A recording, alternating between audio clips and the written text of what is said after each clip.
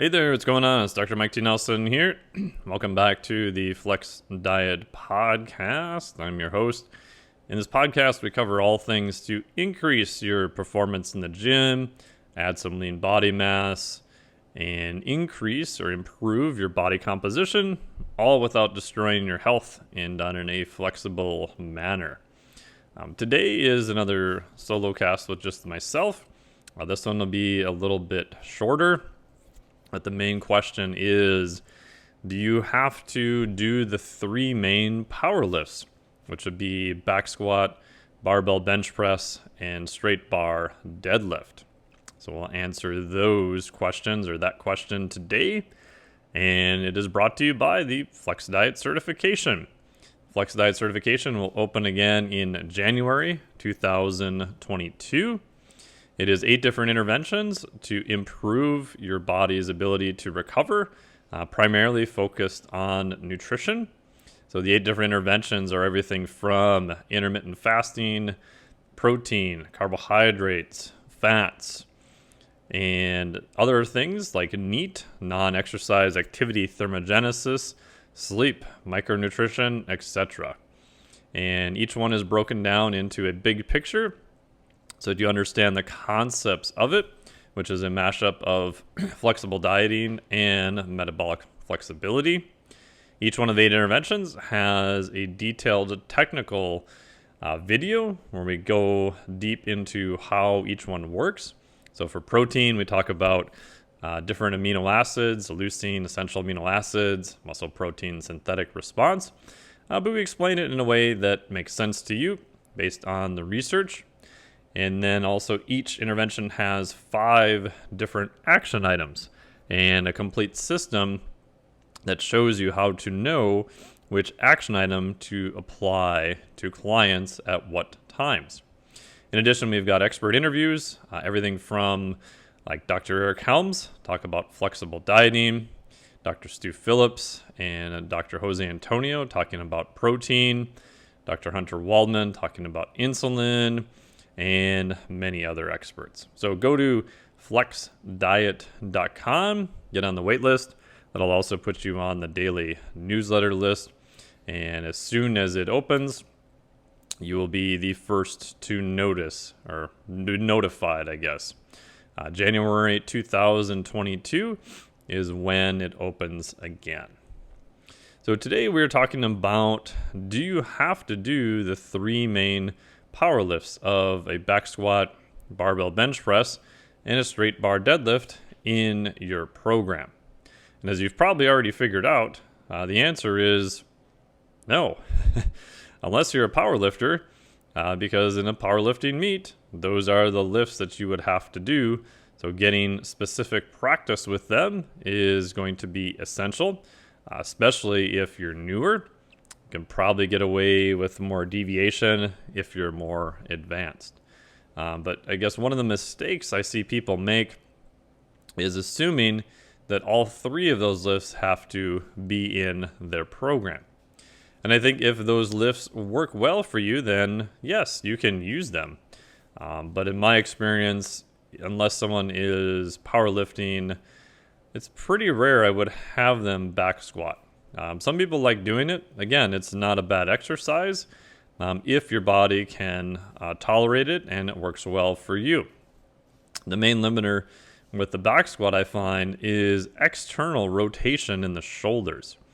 A lot of people just don't have that much external rotation, so they either have to take a very wide grip on the bar or kind of force themselves into that position.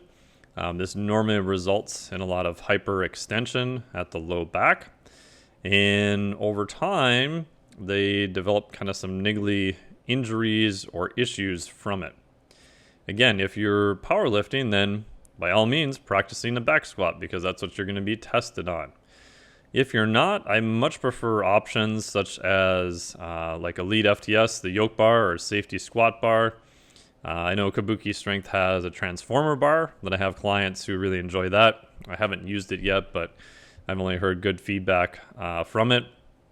And if you have a straight bar, the other options I do like are a front squat. Now you can use a clean grip if you have the mobility to do that. You can also do a version with straps. I'll try to stick a video somewhere in here. You do not put your hand in the straps, but what you do is put the straps around the bar and then hold on to the strap. Don't wrap the strap around your hand. If something goes wrong, you want to get out of that lift right away, so I would not wrap your hands in it, but it allows you to then hold on to the strap in more of a neutral grip and keep your elbows up. So that's another version that I like. A nice part also about a front squat is if you go a little too far forward, most likely you're going to drop the bar. So it is a little bit more auto-correcting. It is quite a bit harder for a lot of people. Goblet squats, if you have kettlebells or dumbbells, are a great version. Dan Johns talked a lot about that. Another version that's not used a whole lot is a Zercher squat. So you're going to put the bar in the crooks of your elbows and then squat down and back up. You can do that from a power rack, or if you want more of a mobility challenge, do it off of the floor. So that you would then deadlift it, and then from a deadlift position, you would set it on the top part of your quads as you squat down. Then you would carefully balance it there, put your arms underneath, have it in the crooks of your elbows, and then stand up. So that's a great version. So those would be my favorite different ways of doing some type of squat motion. Again, you don't necessarily need to have a specialty bar to do the front squats or the Zercher squats. Another tip on the Zercher squat is as it gets heavier, bar pad, or sometimes using the fat grips on there, or if you have access to a 2-inch axle bar, does feel quite a bit better. As it gets heavier, the 1-inch kind of standard Olympic type bar will kind of eat into your forearms and your elbows a little bit more. So those are some versions that I like. In reality, I wish I would have bought the Elite FTS yoke bar a lot sooner than what I did, because that has made squatting, at least for me and the handful of clients I have fly in to do private stuff, much, much, much better. Because you can keep your hands in a more neutral position out in front, and with the padding and everything else, as it gets a little bit heavier, it just feels like more of a natural position.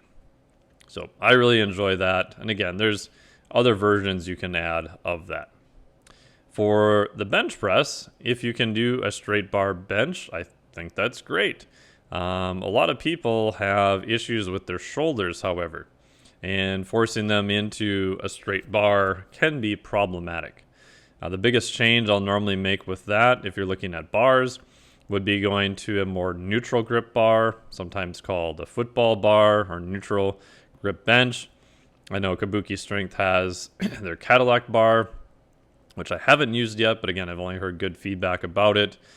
Putting your hands more palms facing each other or a neutral position.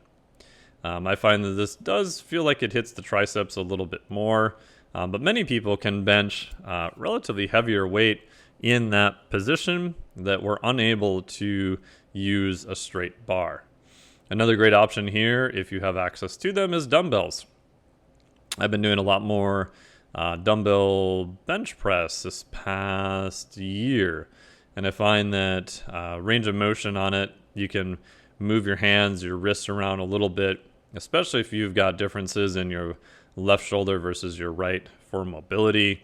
It's much easier to move around with the dumbbells on that. And as we said, if you can straight bar bench, I think that can be a great exercise too.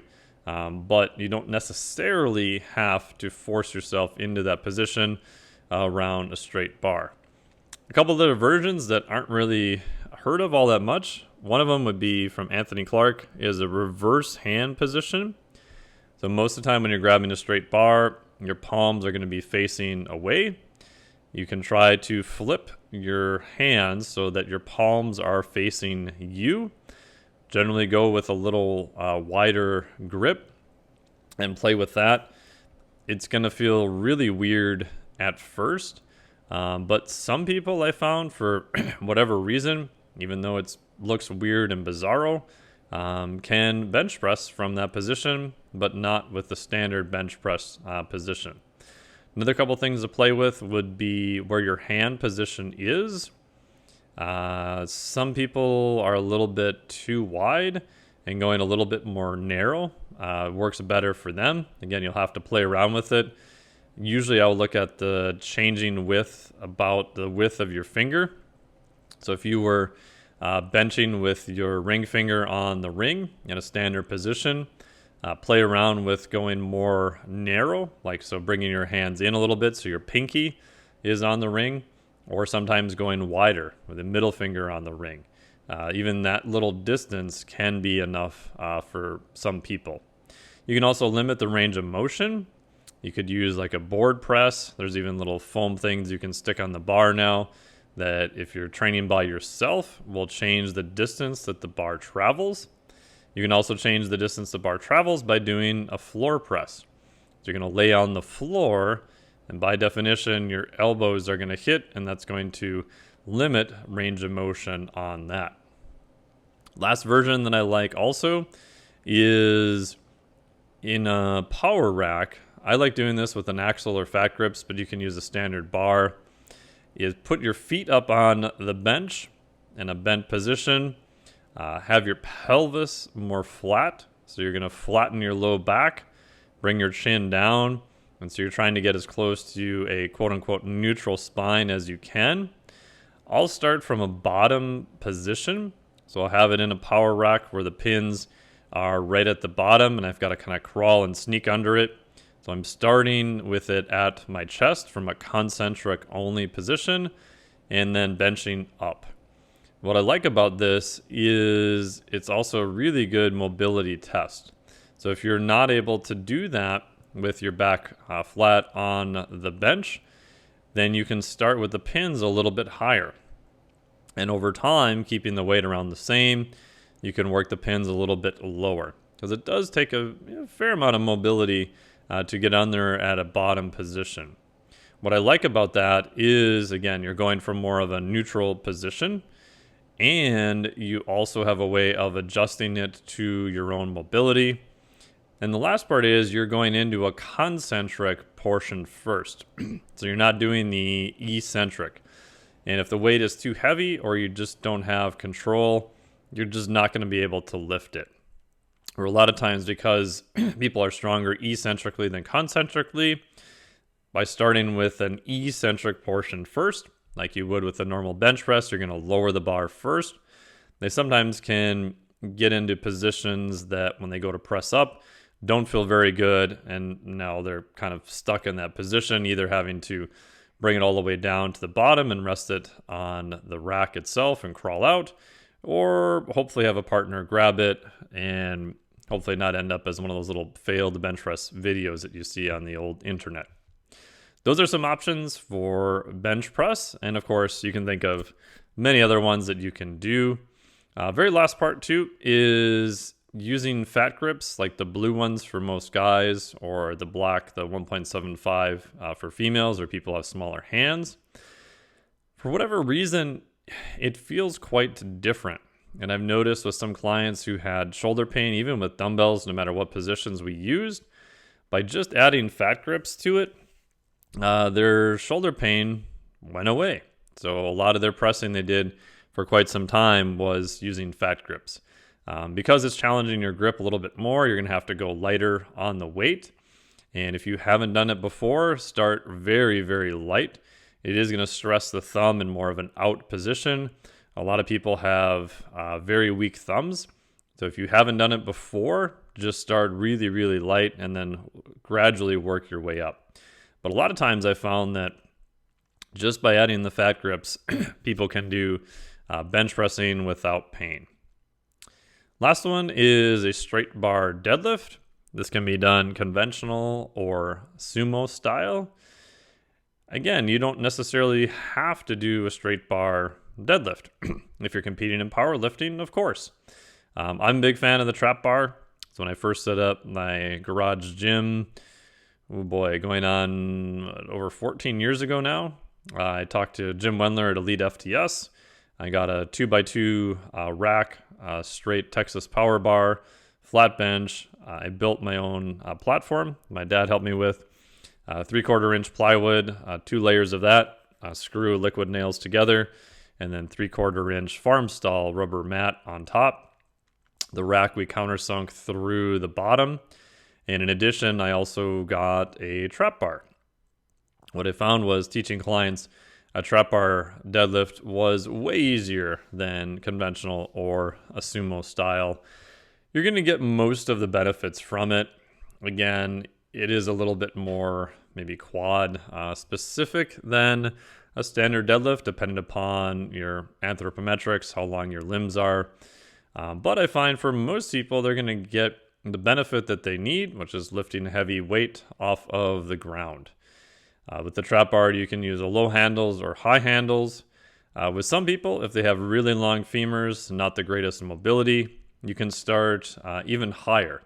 You can get like the wagon wheels from Rogue, or what I've done in the past too, before I had the wagon wheels, which are just oversized 45-pound plates really, is the 3/4 inch farm stall mat. You can cut them into smaller pieces, and then you can stack them up to create an elevated lift. So there's nothing magical about the diameter of a 45-pound weight that everybody has to start at that point. Another option is you can get a lot of farmer's bars now, relatively inexpensive. I know Rogue sells them. I believe Lucas at Arm Assassins has some. I bought some years ago from a welder in Pennsylvania. And those work well too because they're a little bit more neutral position. Each hand is going to be more independent, so they do feel a little bit different. Lots of versions that you can do. Another version that isn't talked about a whole lot, but I've had great success with if you only have a straight bar. 2 versions here. One of them is going to be a Jefferson deadlift, or sometimes called a straddle deadlift. You're going to step over the bar with one leg. Your torso is going to be rotated. Your legs are going to be a little bit more externally rotated. One hand will be in front of you and one hand will be behind you. And then you're going to deadlift from that position, aka a Jefferson deadlift or a straddle deadlift.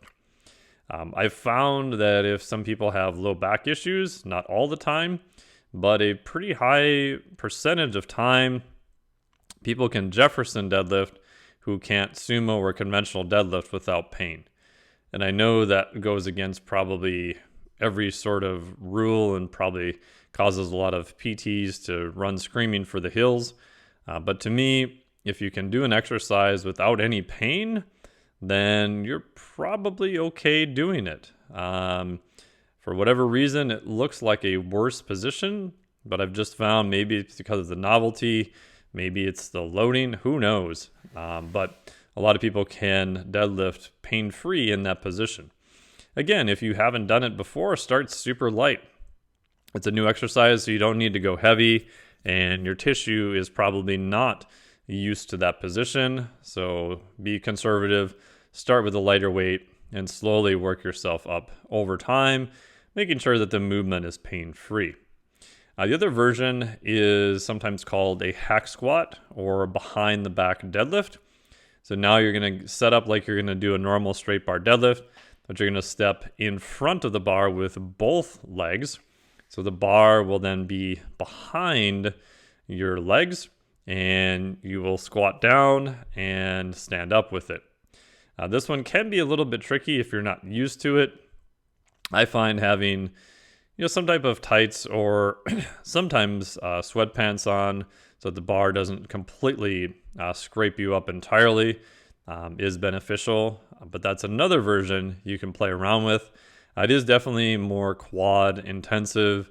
It is more difficult. But if you only have a straight bar, those would be at least a couple different versions you can do. Last version, which looks even more batshit crazy, is something called a shovel deadlift. I can't remember who I got this from, but what you're doing is a normal deadlift. You're going to go quite a bit lighter, but you're going to purposely misload, quote unquote, one side. So let's say you're doing a normal deadlift with 135. So you've got a 45 on each side. Then on one side or the other, you would start off by just adding a 10-pound plate. So it's an asymmetrically loaded deadlift. And the cue I give people is when you deadlift it, your hand position is the same. You're going to be centered on the bar, and you're going to make it look like a normal deadlift. And what you'll feel instantly is that the bar is going to want to tilt right away to the rotated side. So you'll have more load on the side closer to the 10-pound weight. Let's say if we put it on the right side here. And then the other hand, because your right hand becomes that pivot point, you're actually almost more pushing down on the bar. This is a good version for more core stability and just for some variety. Sometimes in cases of people that have pain doing a conventional deadlift, by going lighter and overloading one side or the other, you can play with this yourself or do a biofeedback range of motion test. They can deadlift without pain where a normal deadlift causes pain. Again, I don't even pretend to know the exact reason for that, but it's definitely a different activation pattern. This sometimes is helpful if people have one side that's a little bit more weaker than the other side. That works great. And you can also then do a symmetric lift. So let's say 135-pound deadlift, and then move your base of support. This is sometimes called like a B stance or a kickstand deadlift. So I like, if I'm going to have more load on my left leg as an accessory lift, I'll move my right toe to where my left heel is.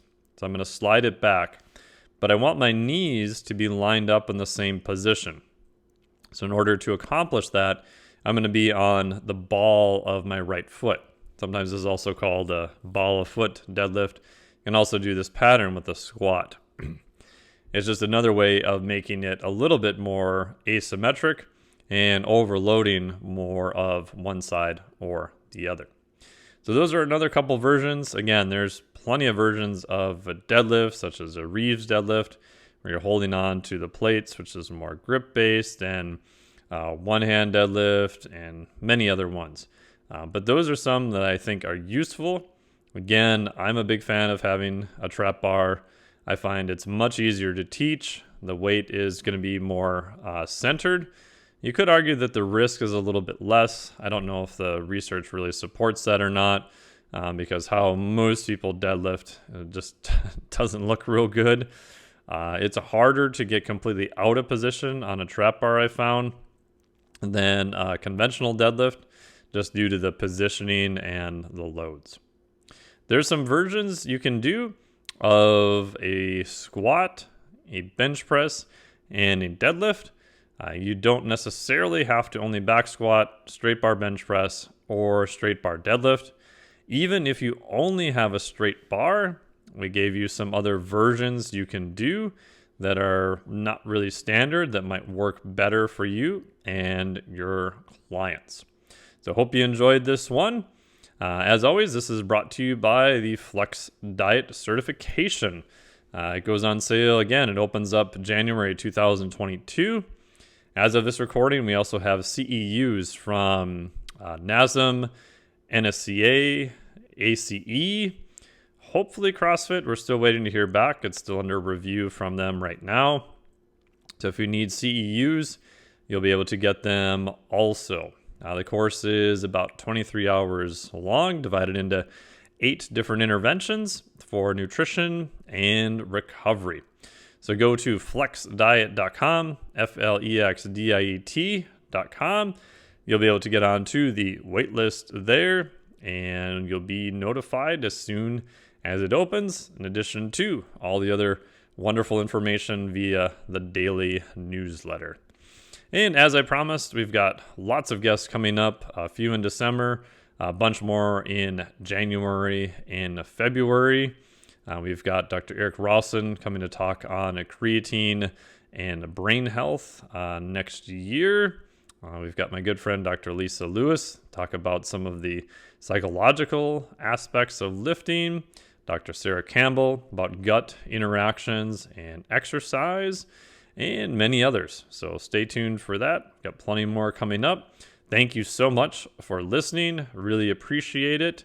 If you could hit the old subscribe button there and leave us any feedback, that would be amazing. Thank you so much. Talk to you again very soon.